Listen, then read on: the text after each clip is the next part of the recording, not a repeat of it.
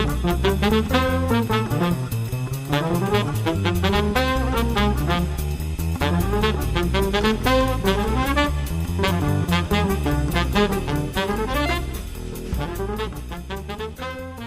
to Business Brains and the Bottom Line podcast. My name is Paul D'Allegro, your host today, and my guest is Amy Arnold. She's a system engineer with Fortinet. Welcome to the show, Amy.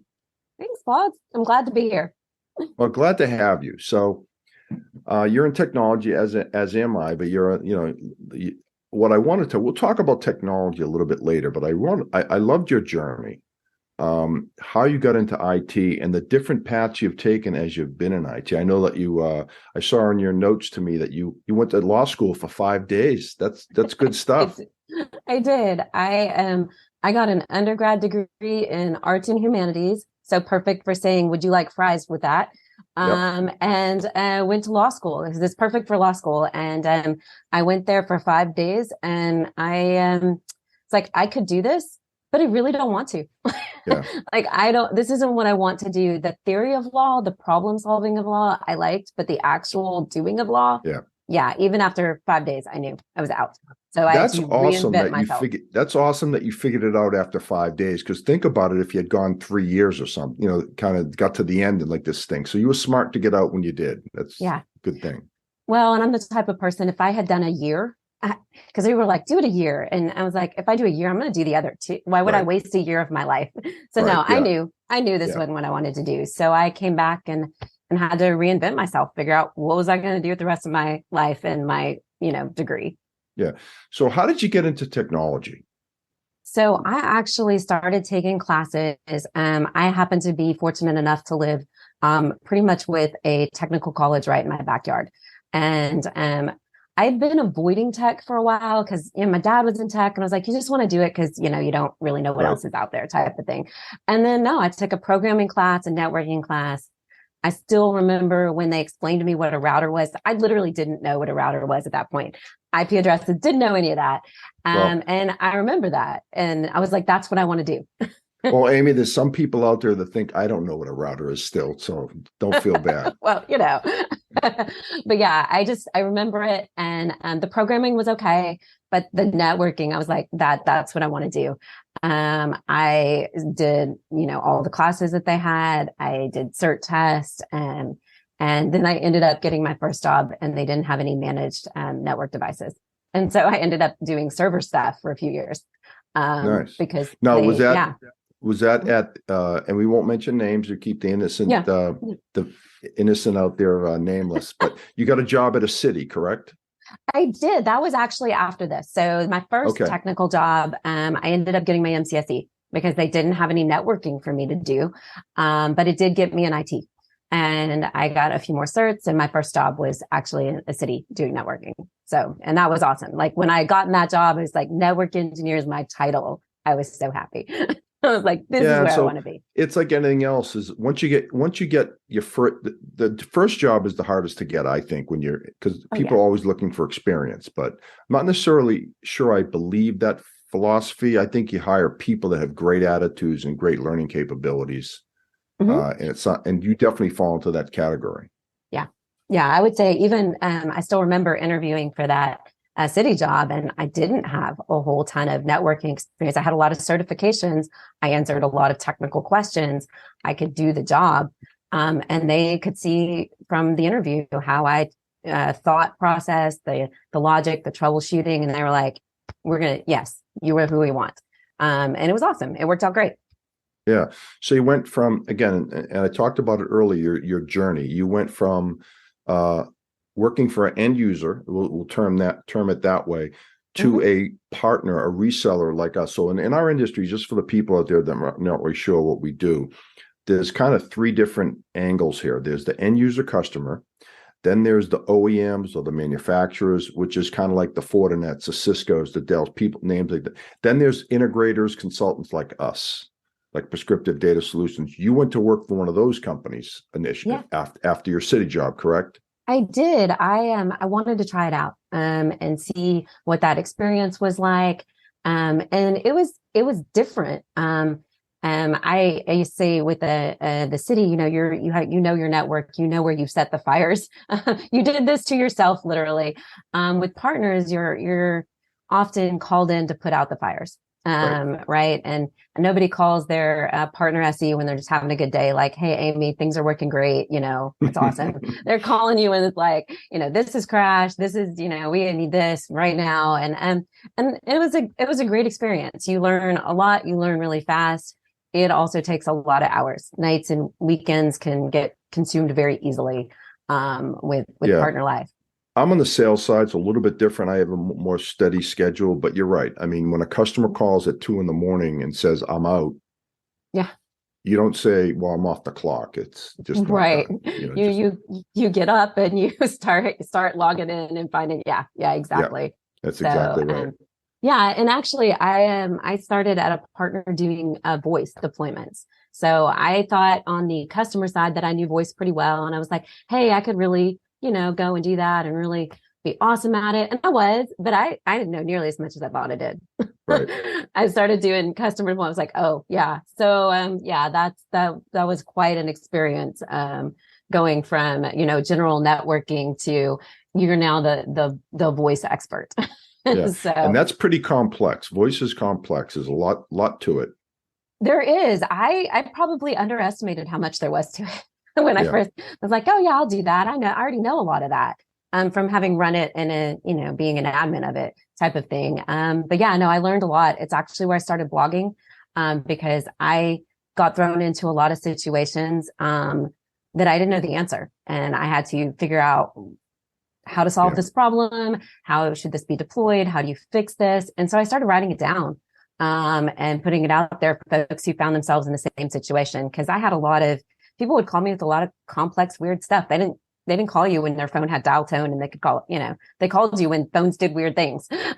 Yeah. And so that's how I started. That's how I got started in blogging, actually, was documenting those weird situations and what the answer ended up being. So after you did a stint at a partner, then you go back to a city job, correct? I did. Yeah. Some people would think that's crazy.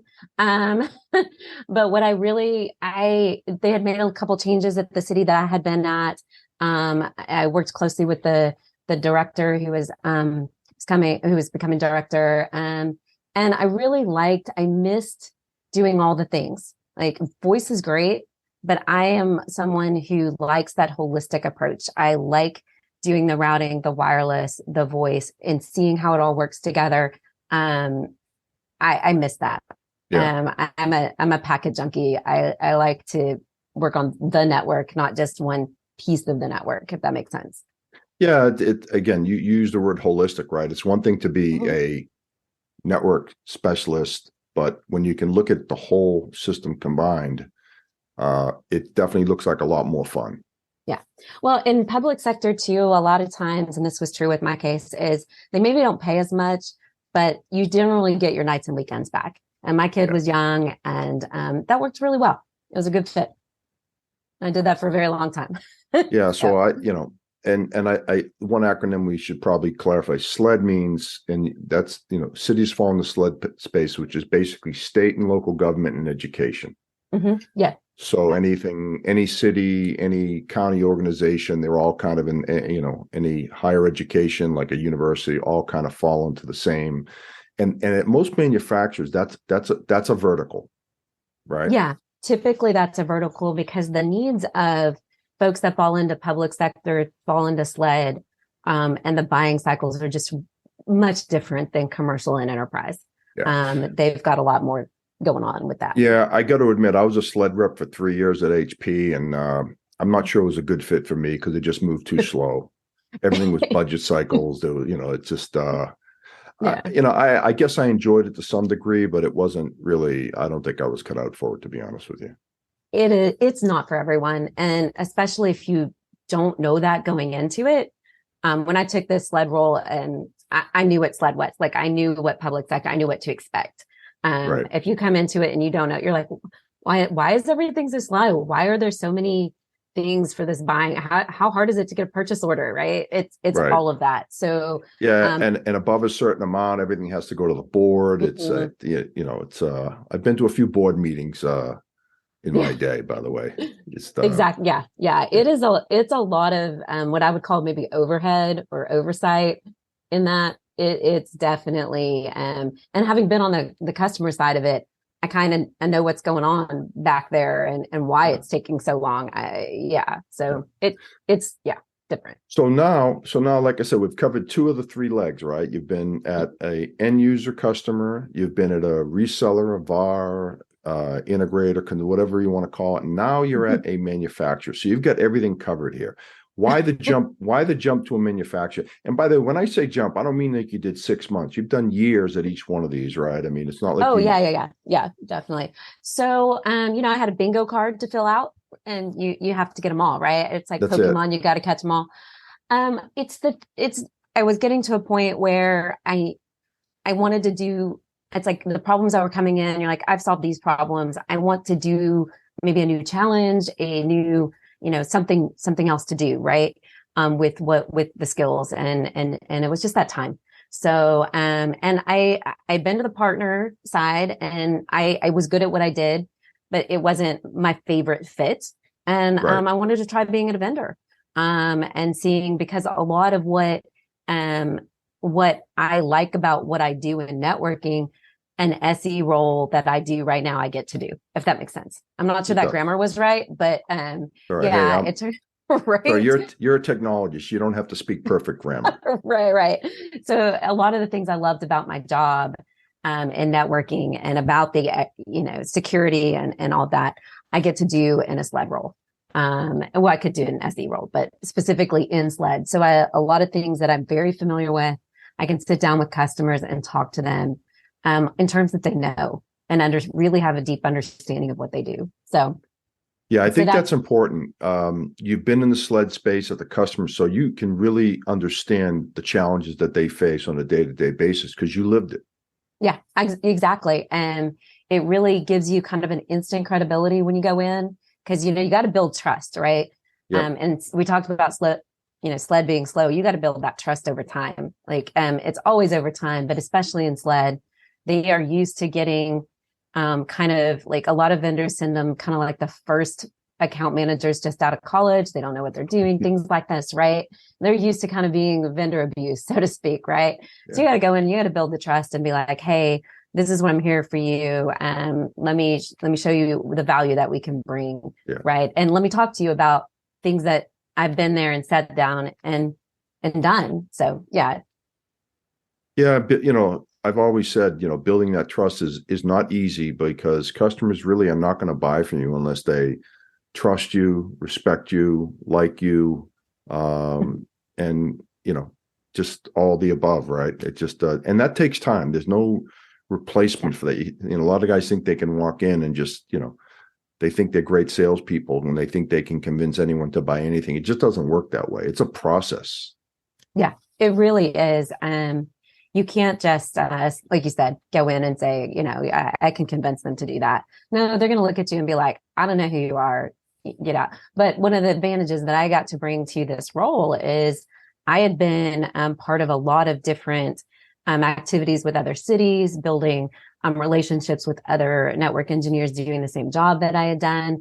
And so I already knew them. So I can go in and be like, hey, let me show you, this stuff. And they know me. They're like, this is Amy. We've known her for a decade, right? So it does help with that. Yeah. Well, that's the trust factor, right? Like we talked about, Mhm. that you walk in the door and there's immediate credibility because they know who you are and there's immediate trust factor. So you got a couple things going for you Yeah. immediately. Now, has that, you are in the SLED space right now at Fortinet. So are those relationships helping you at this point? Absolutely. I can, the thing that, is more of a challenge is education, because I didn't spend as much time with education, and they have special things that go on with them. Right. So I've spent a lot of time coming up and understanding what differences there are. There's a lot of similarities. Nobody has enough money. Nobody has enough staff, Right. enough time, all of those, but there's some unique things that are different. But especially with cities, though, and counties and organizations that deal with public safety, deal with, water departments and permit departments and GIS and all of that. Yeah, absolutely. I can go in and there's a lot of similar products that everyone's using. There's not a ton of choice in city applications for a lot of Yeah. things. So yeah, it's all very similar. You can sit down and really talk about those in detail. One of the reasons I picked Fortinet when I was wanting to go to a vendor was I looked back at the projects that I had done over the years and what I enjoyed doing the most Right. and deploying the FortiGates. I had been able to do that on the customer side in a lot of cool use cases and a lot of good ways of securing things and had a lot of experience there. So Yeah. it just made a lot of sense. Yeah, I'm sure Fortinet was happy to have you, seeing how you already knew their products for the most part. And Yeah. but one thing I do want to touch on, we talked about this before the show, was being a female in technology. There's not many of you guys out there. Let's face it. I mean, let's call it what it is. I mean, there's women in sales. Yeah. On the sales side, there's not very many women in technology. Why do you think that is? I'm surprised in this day and age that there's not more in technology. It's getting better, and especially in some fields that have really put a focus on it. Like you're seeing more female coders, and I would attribute a lot of that work to the efforts in middle school and grade school, and in hiring and focusing on that, and because you can see that they're starting to pay off, but there's still a very small percentage. And I mean, there's a lot of reasons. There's no simple answer, no one fix, because if there were, people would have fixed it already. Well, you can't force women to get into it, because I think the opportunities are there. So personally speaking, I have a daughter that's just completing her master's degree at SMU in electrical engineering.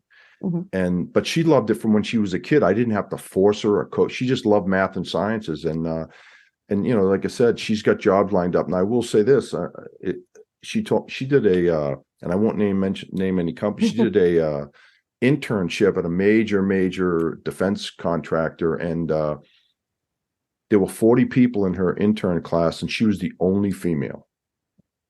There wasn't another female in my networking classes. Really? In any of the ones I did. Yeah, there just wasn't. And I think, some women start out like it's not that women aren't interested. Like they just are born not interested. That's ridiculous. But over time, there's a lot of crap. We're trying to keep it clean on the show that women have to put up with, and eventually decide it's not worth it.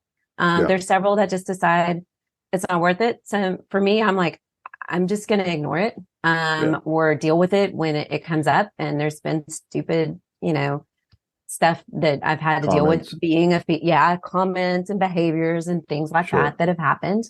That, I could see how some people who are a little less stubborn than me might just be like, you know what, I don't have to put up with that. I can go do this other thing and I don't have to deal with that. So it's not just getting women in tech, and underrepresented groups in tech. It's keeping them. And I've been in some environments that have been hostile, over the years. And, fortunately my, city job was not that. Where I'm at right now is not that, but I have been in environments that have been hostile. And I don't know how, I don't know how you make it change though, right? Like how can you, obviously you promote, because I do believe that there are opportunities for everybody. Like I said, I have 3 daughters, so I was always on the lookout and I really felt like they could do anything they wanted. I mean, I felt there were no limitations, but maybe that's just us feeling that way. I don't know. I think that and this is one thing that my husband is a software engineer, right? So we've had a lot of conversations with this. And one of the things that's difficult for a lot of guys to see is that they would never treat women that way. Like they don't see it. Like they would never do that, right? They would never act in a sexist way or keep women down from doing the jobs that they want to do.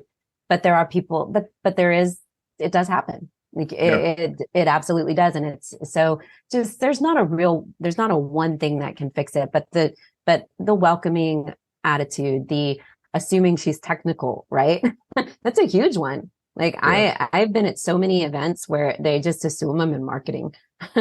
They're like, oh, you must be, or, I'm standing around with a bunch of other network engineers who are guys and they're like, oh, you must be somebody's wife, That must drive you crazy though, because Yeah. I mean, because you certainly you're very good at what you do. I know people that know you. I just recently met you, but I know people that know you that are in working for it, and then everyone raves about how qualified and what a great job you do, and how you're great in front of customers. So you certainly have the chops to, back up your performance, right? Yeah, yeah. And what I found is that the women in this industry are typically kick ass because they have to prove themselves all the time.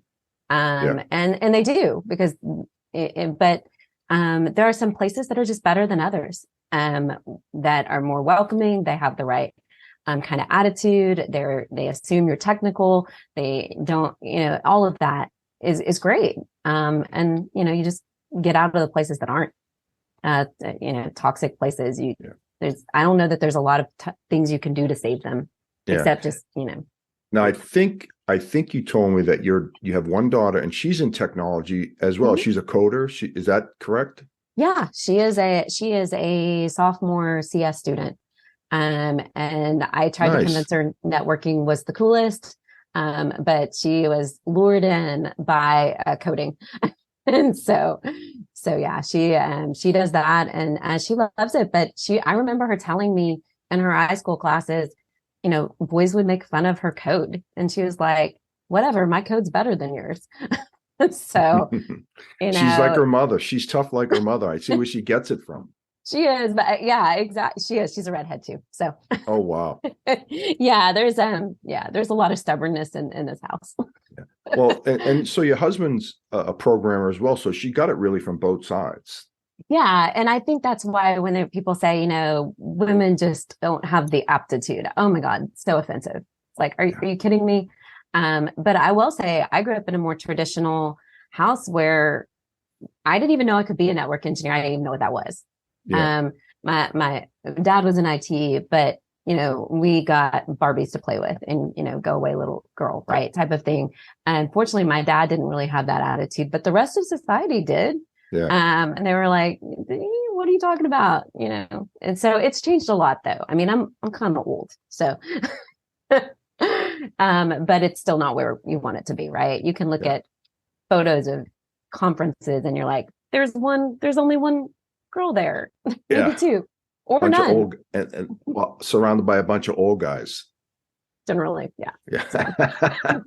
yeah.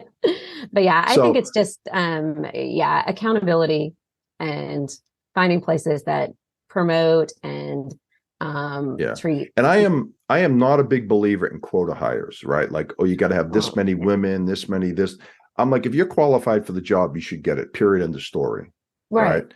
And there's women out there that can do the job. Yeah. Yeah. You And know, women don't want to be known as a quota hire, that's right. Who would right? want to be? Who would want to get hired knowing that? Well, there was 20 other guys more qualified than me, guys or gals more Yeah. qualified, but they hired me because I'm a woman, right? Yeah.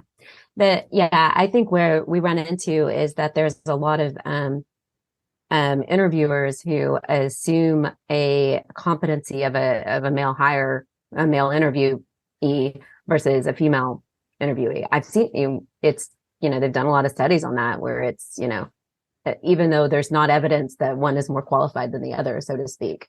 So it's a lot of assumptions that need Yeah. to get changed. But yeah, I think a lot of women though, they just want to do the job. I know I'm like that. I just want to do the job.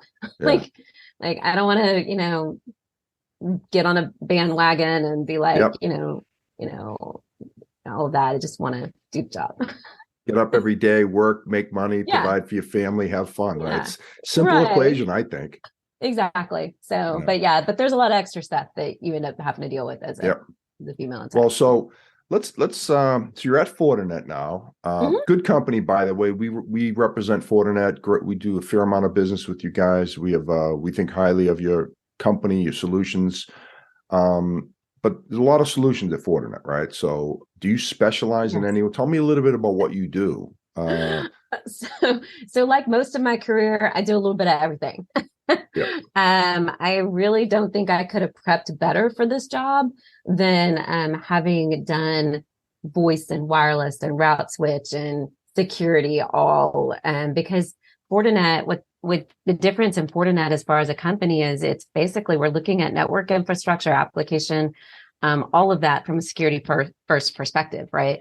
So what I'm doing is designing secure solutions, but it's networking, it's application, it's network access control, all of these different things play into it. So what I do is architect that solution. To your point, it's a lot of products. So I was going to say this. So just let me back up a little bit here. So a lot of the big companies have kind of specialists for every single product, right? Yes. And sometimes you have to, because there's too many product lines to even to be an expert at all of them, you know. So as an account manager, I was always taught, you know, okay, bring the team in and let everyone kind of play their role. I mean, how are you guys structured? So a little bit of that. The SE role that I'm at, we try to cover as much ground as possible. So we do try to, even when there's some overlay teams, CSEs that focus on that product, we try to take it as far as we can before we have to call on a CSE overlay team, right? So and that varies. Like some engineers, like I have a background in in switching and wireless, so I handle a lot more of that independently than before I have to call a SWAT, you know, before I have to call a switching expert type of thing. So it varies. But we do have CSE resources, overlay teams that come in and we'll do you know, like we have FortiVoice. That's a growing product at Fortinet. We've had it a long time. We have a team that'll come in and do a demo for that, because you may not have a phone server at your house, right? Right. To demo. So things like that. We have those teams. And what's great about Fortinet is we have this great wealth of resources. People from all kinds of different backgrounds that whenever I need something or another team person needs someone who's got this experience, we find it and we bring that in. So it's a little bit of both. It's a little bit of using your expertise, and then when you need someone, you know, pulling the lever. Yeah. So if I understand, you know, so you're tied to a salesperson, mm-hmm. Teresa Perkins, by the way, who I know very well. I used to work with her at HP. Great lady. She's amazing. So if I understand it correctly, you guys are like the overall account manager for all Fortinet. And if you need some help in other areas, you bring people in to assist. We do. And one thing about us as a team is that we own that opportunity from cradle to grave. So even if we bring in a resource to demo something or to help architect it, it's not their responsibility. It's her and I are going to make sure that that's moving along, that we're keeping that communication with a customer, that we don't hand them off and be like, good luck. You know, I hope that works out for y'all. It's us driving that. That's an important point, by the way, because customers hate, especially on a new solution where they're just getting comfortable with you, and then all of a sudden you bring someone else and they don't hear from you again. Right. Yeah. There's got to be that continuity.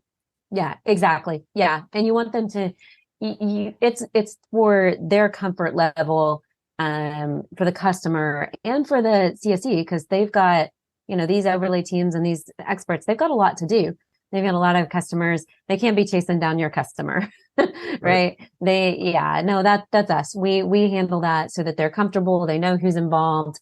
Even though it may be somebody else who's, you know, doing that particular architecting or something like that. Yeah. So now that you're on the vendor side, this is the dark side. It's about producing revenue now. So absolutely. how are you taking to having a quota to meet, having numbers to meet, you know, trying to bring in a deal that is not ready to be closed, but your manager comes to you and says, we need that deal to come in because the world's not gonna end tomorrow if it doesn't. How are you taking to all the pressures of sale? Because that's, to me, is one of the biggest differences between the customer side and the vendor side, is you've got a number now over your head, right? Mm-hmm. Yeah, absolutely. So I just let Teresa worry about that. See, typical SE, right? No. So it means we have to prioritize, right? And figure out where, you know, where the opportunity is viable and maybe where it's not. So there may be some things that you want to chase and you're like, well, maybe no, you got to focus on on the opportunities that you've got a good chance at, right? Can't Right. just throw stuff to the wall all the time. And we have to focus on providing that value to our customer. And as an SE, so as a technical person, I would love all day to just show cool tech and be like, look at the cool things it does. Yeah. We actually have to talk about the value of the product, right? Like we got to be like, okay, it's not just cool, but here's how it makes your life better. Here's where it fits into. Here's why you both, technically and financially should invest in this product, right? Right. And that's a difference on from a technical perspective. The benefit to the customer, that's really the ultimate. Yeah. Is how it affects the organization you're selling into and what are the benefits. Because I mean, too many times people just show up and say, hey, I want to sell you some stuff, right? I mean, right. I'm simplifying it, but you know what I mean by that. Yeah. Just versus, hey, let's take an agnostic look at your environment and let's see where the gaps are. Let's see where you need help. And maybe we can, maybe we can't, right? I think, And I think that's important too, is knowing where you're not a good fit. Right. Now we're Fortinet and we do a lot of things. So we're pretty good fit for a lot of things, right? Yeah. But if it's not a good fit, then you got to be able to acknowledge it's not a good fit. But yeah, just really being able to articulate the why and why Fortinet? Yeah. Like, why do you even need a solution? And my partner background and municipality background, I got asked to do, like, they'd come to me with, I want to do this thing, and it would sound insane, or, why do you want to do that thing? And that I always learned the first thing you need to ask is why? Like, what are you trying? What are your goals? I mean, it sounds so simple. What's the objective here? Right. Because you'll get asked to do stuff and you're like, well, but that doesn't even make any sense. That's not going to solve your problem over here. So really, it's about listening to the customers. Yeah. And so you just touched on something that resonates with me. Mm-hmm. I think it's so important to be firm with a customer sometimes in a respectful way, obviously, because sometimes customers say, I want to do this, and it's not a good idea. And I'll go to my technical guys and say, what do you think? And they're like, I don't think that makes any sense at all. I said, well, we need to relay that message to the customer in a respectful way. So I think you're making a mistake. I think this is not the right move. I mean, how do you handle situations like that? So one, I like to have a proposed solution too. So that's always nice when you have a plan B, when you have to tell them that plan A is really crappy. Great strategy, by the way. Yeah, it's good to have something that you can say, I know you want to do this. What if we did this instead is great. If you don't have a really good equivalent, you can, say, well, and typically you can do this by asking questions. Well, what happens when this happens, right? Because you kind of start asking about, well, this is where it falls apart. See, you're way nicer than me. Well, I have been sitting across from all different kinds of people, from city managers and, ISD and directors. And you just have to learn how to massage it. Well, sometimes there's a time to just say, and I have done, with customers that you can have that more direct approach and just say, this isn't going to work. Let me tell you why. I like that mostly. But yeah, sometimes you've got to be a little more finesse, right? Well, I think you've got that figured out. So kind of the last subject I want to touch on, what, from a technology standpoint, what are you seeing out there? What are the main areas of concern that most customers have that companies like Fortinet, there's several competitors of yours that are all kind of in the same boat. What are you seeing out there from a security networking standpoint that's the latest and greatest? So the latest and greatest problems or the latest and greatest solutions? Kind of both, right? What are you seeing out there and how are you solving them, right? So a lot of the challenges, especially that I see, is, of course, not enough staff, right? Yeah. And not enough money to pay staff and not enough money for solutions, right? Those are generally issues, right? No money for training, those sorts of things. And then an ever-growing attack vectors, right? Now we have IoT, now we have smart boards, now we have this, we've connected this, we're doing data sharing with these things. And they have more to do, less resources. Yeah. And you've got to, and we can't do projects like we used to back in the old days where you built it and then you were like, well, now how do we secure it? Can't do that anymore. You've got to go in with how are people going to exploit this when Yeah. you start, and you have to go in with that mindset and start from. So that's why I really like with Fortinet, because we're not just firewalls. You got the network, the switches, the access control, the SIEM, the logging, the visibility. So what you're doing is you're adding on layer after layer of visibility and control, for applications, for cloud, all of these different aspects, right? And you're doing that with security first.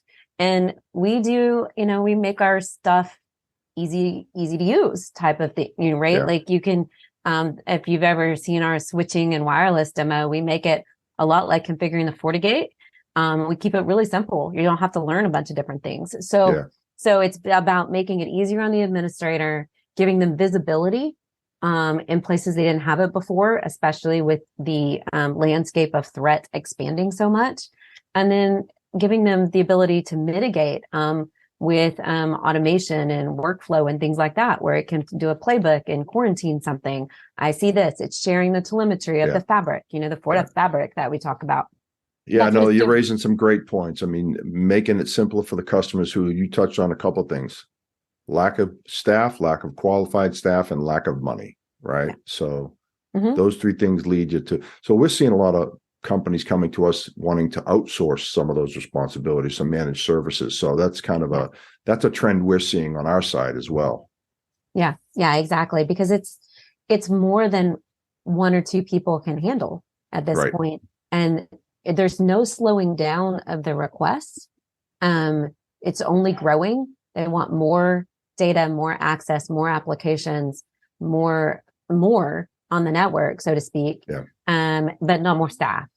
And they're overwhelmed. I mean, even the most qualified is just, they're like, how do we do that? So Yeah, I mean, all the numbers you see, how many jobs are out there that are unfulfilled in the technology space. So I don't know how that's going to change either, by the way. I wish I had a silver ball that could figure that right. out, but yeah. Right. Yeah. And it's, well, one of the other things that we do is training, is we Yeah. made the training free.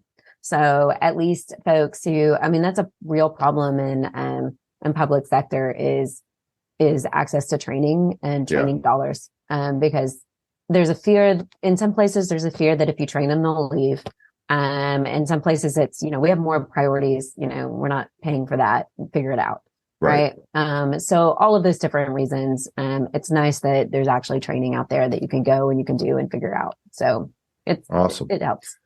Well, it sounds like you're having fun. You're at I know several people that work at Fortinet. The culture seems great. Looks like a great place to work. So I think you're in a good spot. Hopefully you can ride this wave for a while. Yeah, it's a lot of fun. It is a great job. So I super enjoy what I do. So cool. Good. And thanks for letting me come on and talk to you about it. Enjoyed it. It was a lot of fun. Any last words of wisdom for all your fans out there, all your adoring fans? My adoring fans. I actually, and I took this over in the notes here, I have a huge affection for the networking community, sharing, blogging, all of that. I just encourage people to get involved. Because you pay it forward, you learn from other people, they learn from you. It's awesome. It's a great way to build your reputation in the industry. It's a great way to learn new skills. It's a great way to share. I can't, I can't endorse it enough. Getting involved in finding your people. Yeah, no, I think you make a good point. I think when we're young, we're so ambitious to try to get ahead. We kind of walk over people sometimes. But as I've gotten older, I've kind of tried to help some folks along the way to say, hey, people helped me when I was young, and I'm trying to help as many people as I can. Yeah, absolutely. So, I love it. Cool. Yeah. Well, awesome. We'll end on that note. Amy, thanks so much. This was a lot of fun. I'm glad you agreed to come on the show, and we'll see you around town. I know because I see you with some happy hours now, so we'll definitely be seeing you around town. Absolutely. All right. Well, that's a wrap of Business Brains and the Bottom Line. Until next time.